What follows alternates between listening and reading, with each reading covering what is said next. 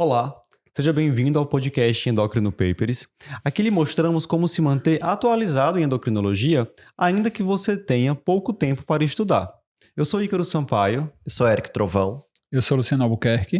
E o assunto hoje é disfunções tireoidianas subclínicas, como manejar.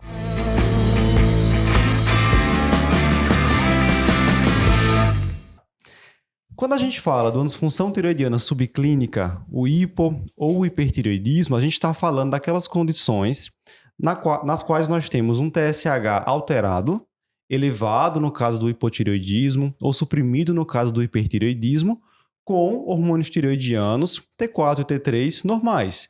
Porque o TSH, dentre os exames que são realizados para a avaliação de função tireoidiana, é aquele que se altera mais precocemente diante de algum tipo de disfunção, né? Algum tipo de distúrbio.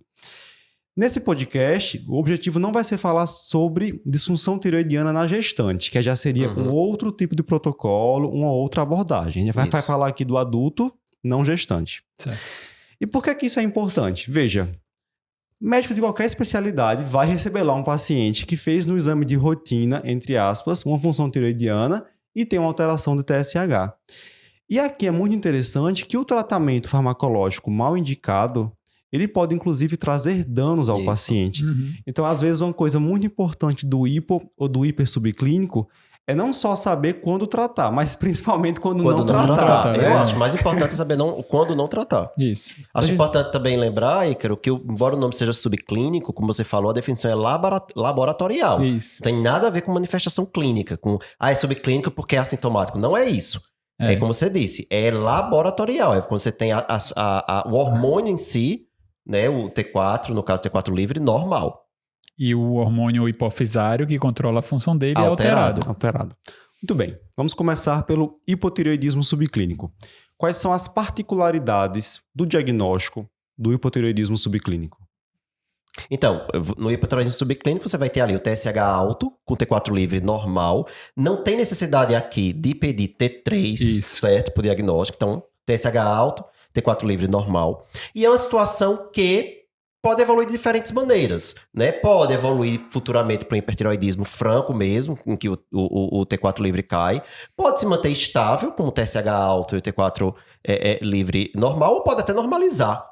Né? Quantas vezes a gente repete o exame, né? Já vê, o TSH está um pouco alterado, quando repete ele vem normal. Isso. Então, não necessariamente é uma condição ali, um diagnóstico fechado para você ter aquilo ali pro resto da vida. Importante saber isso, de novo, para não estar tratando quem não precisa ser tratado. Né? E, dependendo do nível do TSH, a gente pode dividir esse hipotireoidismo subclínico em 2 graus, grau 1, grau 2. Então, quando a gente tem o TSH naquela faixa que vai ali do limite superior da normalidade, então ali em torno de 4,5, claro que aí vai depender do teste, até 10, então até 9,9 na verdade, é o grau 1. De 10 para cima é o grau 2, né? Que seria, como a gente vai falar daqui a pouco, aquele paciente que realmente é o paciente que vai merecer tratamento. É o paciente grau 2, TSH acima de 10.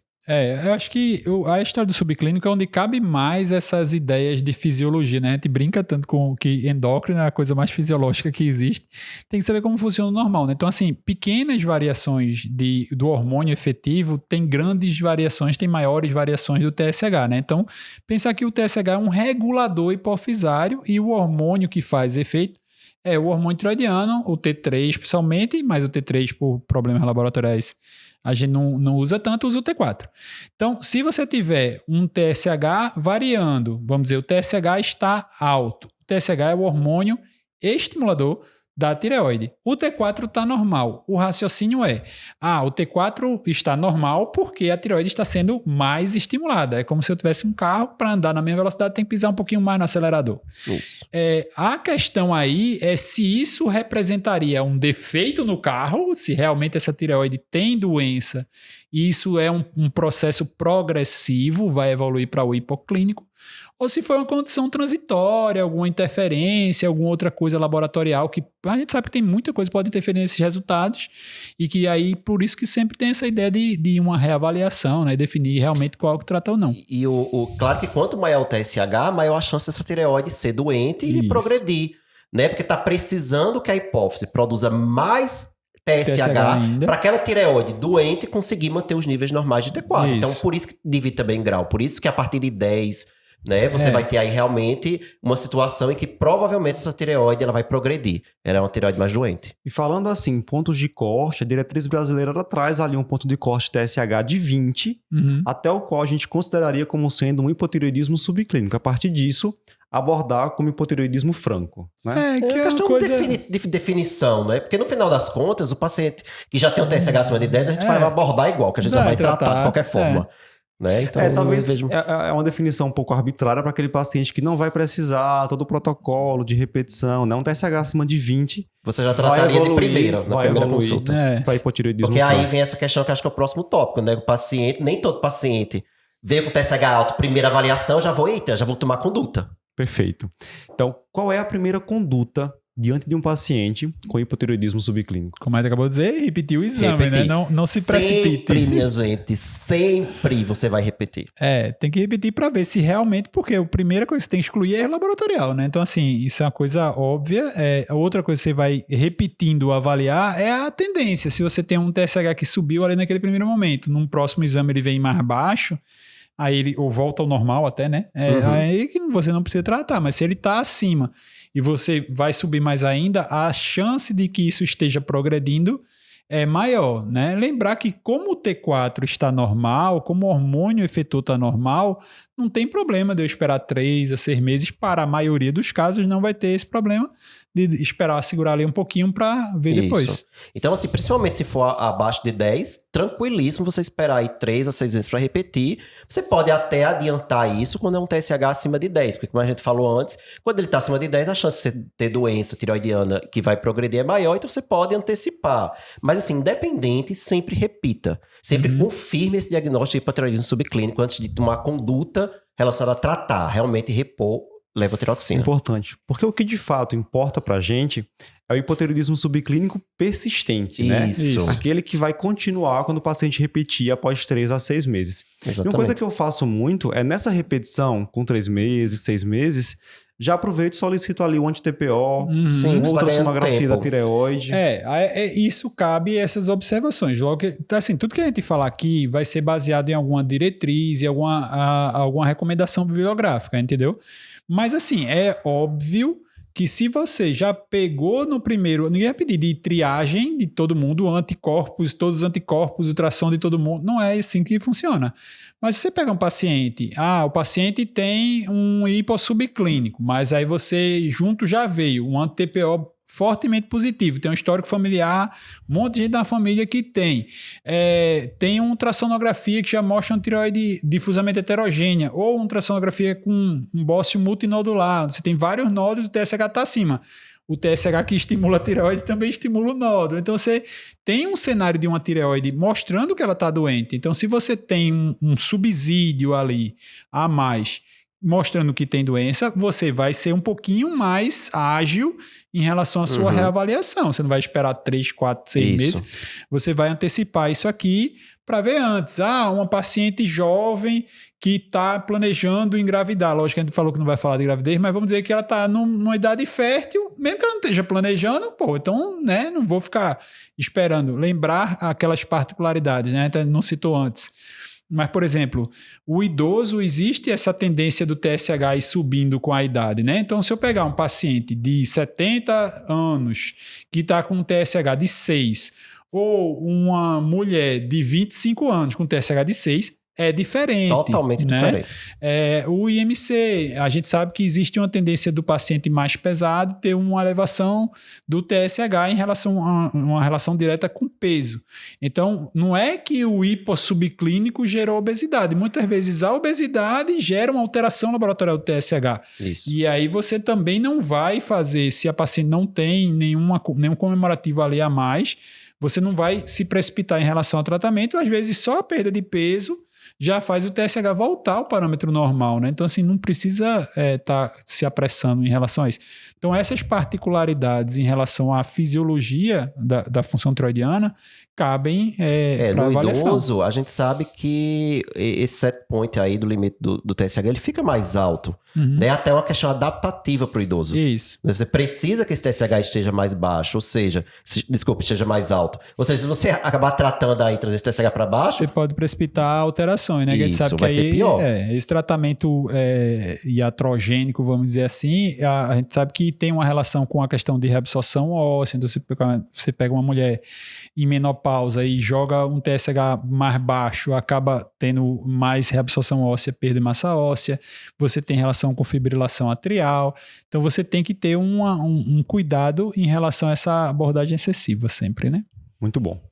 Vamos direto ao ponto agora. Quando é que eu vou tratar o paciente com hipotireoidismo subclínico?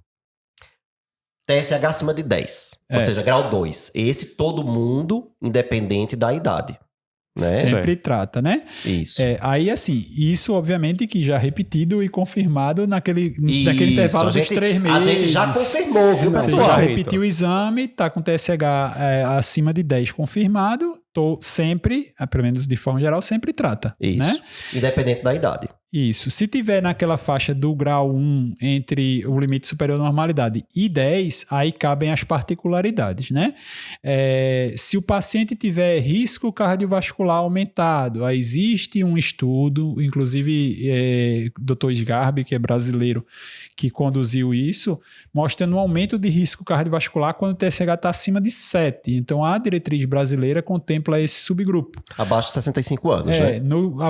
Lembra, o idoso só trata acima de 10. Pronto. Então, a gente sempre trata acima de 10 e o idoso só trata acima de 10. Isso. Então, o Acabou. 10, pronto. Isso aqui já resolve as duas regras, né?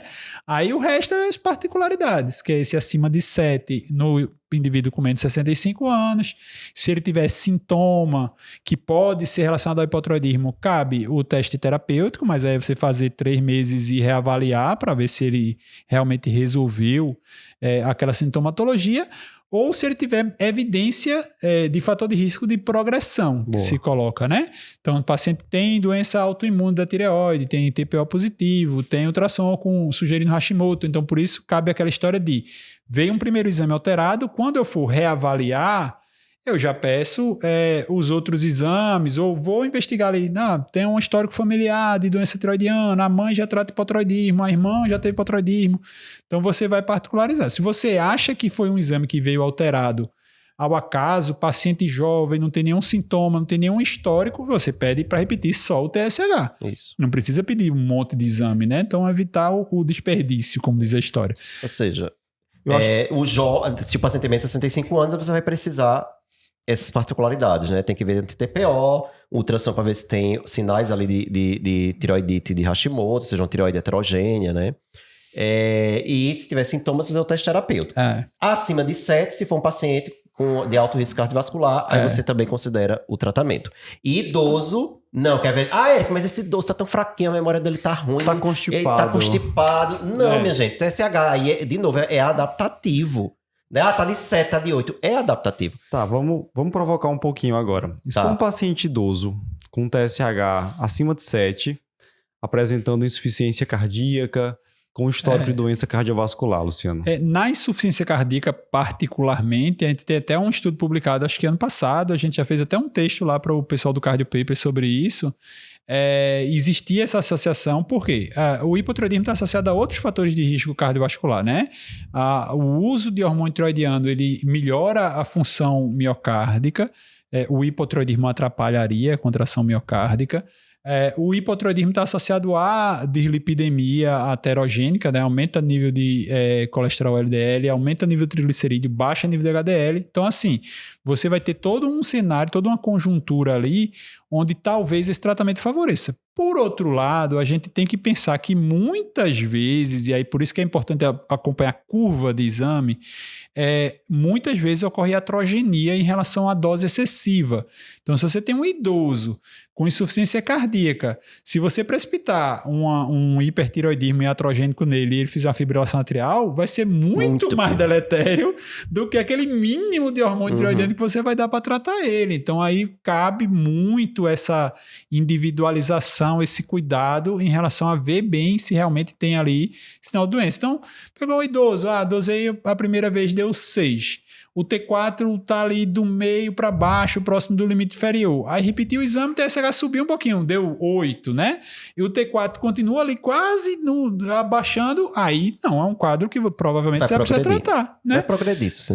Aí se você pegar o contrário, um idoso, o T4 está no meio da faixa da normalidade, do meio para cima, o TSH está um pouquinho mais alto, foi um TSH que subiu por causa da questão fisiológica da idade e pronto. Então, assim, você cabe essa individualização, né? Não é receita de bolo. A gente está falando de guideline, que guideline ele se aplica... Ele orienta no geral, mas você precisa individualizar algumas situações. Uma pergunta também, acho que é uma dúvida frequente. O paciente aqui é jovem, tá com TSH de 7, mas está com colesterol alto. A dislipidemia é indicação de você ter que tratar? Assim, a gente tem... As evidências para isso são muito fracas, né? A gente não... Tanto que as diretrizes não colocam... Isso, né, como uma indicação formal. Isso como uma indicação. Mas, por outro lado, se a gente for para a diretriz de dislipidemia, aí ela diz que não deve iniciar o tratamento sem com fazer estatina, o TSH antes. Sem checar a função tiroidiana, sem normalizar a função tiroidiana. Então, assim... A mesma individualização. Se o paciente preenche critérios para você iniciar a estatina, então cabe você fazer um teste TSH antes. Porque eu fiz um TSH. Aí vamos dizer que ele tem um TSH de 6 e pouco, né? Tá acima de 7. E você não tem outros critérios para tratar, mas ele tem dislipidemia. E tinha indicação de tratar dislipidemia. Aí você faz um teste terapêutico com hormônio tiroidiano e vê se melhorou o colesterol. Se você baixou o TSH, baixou o colesterol, aí ele sai da indicação de estatina, mas ele entra na indicação porque aquilo ali estava gerando uma alteração metabólica nele, né? Então, assim, é uma individualização, Não, né? Mas como você está falando, é um teste terapêutico, não é um paciente que eu vou indicar, vão ter que essa levotiroxina eternamente. Veja, não cabe porque não tem uma evidência clínica disso. Essa redução de LDL que eu fiz com o tratamento do subclínico vai ter repercussão na redução de desfecho cardiovascular? Não sei, né? Perfeito. Não sei. A gente tem muitos dados de associação, né? Da disfunção tiroidiana subclínica com... no caso do hiper com osteoporose, no caso do hipo com dislipidemia, doença cardiovascular, mas pouca evidência de que intervir vai de fato mudar o desfecho, né? Exatamente. E se for idoso, de novo, você tem que ter muito cuidado, né? Porque diminuindo, você pode estar prejudicando mais, diminuindo o TSH, você está prejudicando mais do que ajudando. A gente tem que pensar sempre nisso. Os benefícios são no longo prazo, os malefícios são imediatos, né? Então assim, veja direitinho como é que você vai fazer. Tudo bem. Vamos agora para o outro lado da história, o hipertireoidismo subclínico. E aqui, quando a gente tem, então, um TSH suprimido, com T4 e T3 normais, nós também vamos ter algumas particularidades do diagnóstico. Uma delas, muito importante, é a questão do T3. Isso. Porque esse paciente vem muitas vezes com um TSH lá de 0,1, T4 livre normal, não tem T3. E você bate o martelo que é um hiper subclínico. E esquece de uma entidade chamada T3 toxicose. Quando você tem uma etiologia habitual de hipertireoidismo, por exemplo, doença de Graves, uma fase inicial, em que a gente tem ali preferencialmente, inicialmente, uma secreção de T3 aumentada, que suprime o TSH, mas já seria uma forma de hipertireoidismo franco, né? Clínico.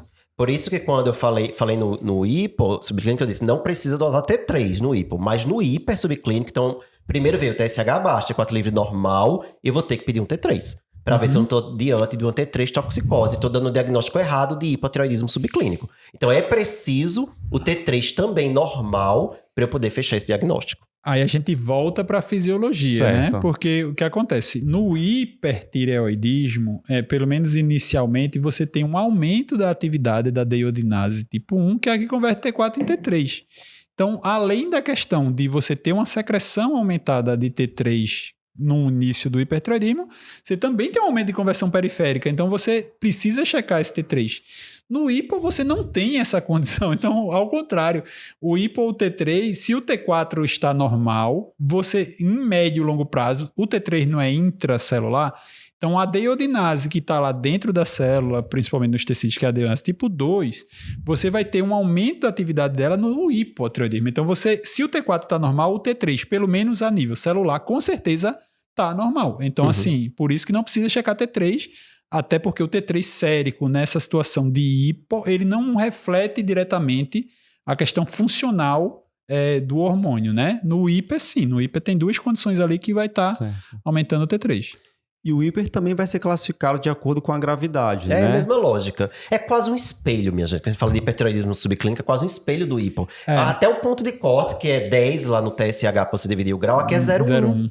Não é só inverter o 1 com 0. Então você vai ter aí de 0,1 até 4, 4,4, o paciente com grau 1. Até 0,44, né? Tem um limite inferior, né? Falei 4, né? 0,1 a 0,44, né? E abaixo de 0,1, aí você vai ter o grau 2, né? Que aí é o que traz realmente um TSH suprimido, que vai trazer mais riscos para o paciente. A diferença é que, assim, aqui no hiper a gente tem mais indicação para tratar, né? No hipo a gente tem mais indicação para não tratar. É um espelho. Né? No hipo, a gente trata menos, no hiper, a gente trata mais. E as causas do hiper subclínico são as mesmas do hipertireoidismo franco. Isso é muito importante lembrar. Né? Minha gente, você vai investigar um hiper subclínico igual você investiga um hiperclínico. Né? Esse paciente pode ter Graves, esse paciente pode ter um plumb, esse paciente pode ter um bócio mononuclear tóxico, pode ter uma tiroidite. As mesmas causas, só que é uma situação em que o T4 livre ainda não se alterou. Você só tem o TSH, porque o TSH se altera primeiro. O hormônio controlador hipofisário se altera antes do hormônio produzido pela tireoide. Né? Então, se você não ao longo do acompanhamento, se você tiver alguma dessas condições, em algum momento vai evoluir, geralmente, para o hipertireoidismo clínico. Muito bem. E qual deve ser a primeira conduta ali diante de um paciente com hipertireoidismo subclínico? Repetir de novo. Verificar, sempre. Né? Sempre vai ter essa historinha do laboratório, Só né? tem uma observação, né? No hipo, a gente fica bem mais tranquilo, assim, de repetir. Demorar mais tempo. Se for o caso.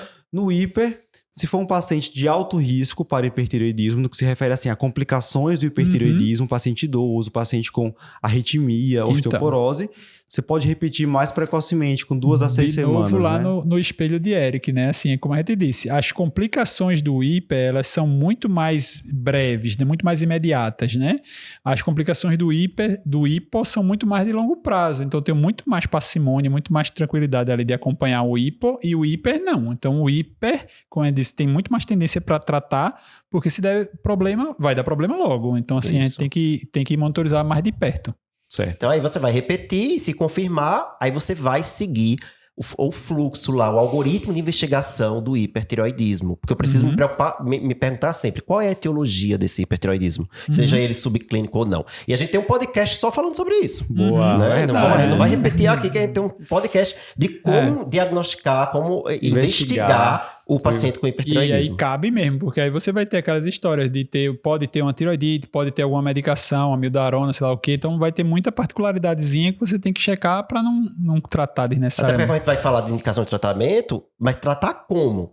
O tratamento vai depender da etiologia. Isso. Perfeito. Luciano, seguindo então essa teoria do espelho aí que a Erika apresentou pra gente, quando é que eu vou indicar o tratamento do paciente com hipertireoidismo subclínico? Pronto. Aí, assim, a gente vai ter, para os subclínicos, a gente sempre tem aquela divisão dos 65 anos do idoso e não idoso, né? Então, raciocinar no espelho, o contrário, né? O idoso, a tendência é o TSH subir. Então, se você tem um paciente idoso e o TSH tá baixo, esse tá muito baixo, né? Então, assim, se for grau 1 entre 0,1 e 0,4, o idoso com hipersubclínico sempre trata, né? Então, é ao contrário, né? Então, hipersubclínico no idoso sempre trata. Se ele tiver abaixo de 0,1 no grau 2, e aí isso é igual para o hipo para o hiper, se tiver no grau 2, também sempre trata. É porque aquela chance, se tiver entre 0,1 e 0,4, você pode considerar tratamento, de jeito que eles colocam. Mas a nossa tendência é de tratar, uma vez definida a etiologia, né? Porque como o Luciano falou, se está baixo no idoso, minha gente, 0,3 no idoso é muito baixo mesmo. Só se você tivesse alguma causa evidente de justificar aquele hiper, né? Assim, que aí vai aquela diferenciação que a gente sempre coloca de você diferenciar entre hipertireoidismo e tirotoxicose, né? Você diz, só existe um excesso hormonal, não é realmente uma hiperfunção tiroidiana. Aí você pode ser uma coisa transitória e espera um pouquinho, mas assim, se não, aí cabe bem essa parte de definição etiológica, né? No caso, se for nessa faixa do grau 1 no paciente jovem, aí eu vou ver se tem fator de risco relacionado ao hipertireoidismo. Então, se é uma paciente que já tem uma perda de massa óssea, já tem osteoporose, uma osteopenia com frax ali batendo na trave, arritmia, já tem ataque à arritmia, está sintomático, cabe o teste terapêutico. Então, todo o mesmo contexto do grau 1 que você tem para o hiper, vai caber aqui também. Se ele tiver essa sintomatologia, vai tratar. Ou se ele tiver um TSH, não tem nada disso, mas tem um TSH já abaixo de 0,1, já é grau 2. Grau 2. Já considera trata. também tratar esse paciente, porque já é um hipertireoidismo assim, mas meio subclínico já é um TSH muito baixo. É uma situação na qual a gente não tem uma evidência suficiente nem para indicar, nem para contraindicar o tratamento. E aí você deve considerar o tratamento. Na prática, a gente acaba tratando a maioria dos casos com esse TSH muito se você suprimido, tiver né? abaixo de 0,1, é o espelho do 10 no hipossubclínico. Você a tendência sua é tratar todo mundo, independente da idade, independente de fatores de risco. Bom demais. Então, encerramos aqui mais uma discussão excelente com o Dr. Eric Trovão, Dr. Luciano Albuquerque. Se você gostou, manda aí o seu comentário, compartilhe esse podcast com os seus amigos. Nos vemos na próxima. Até mais!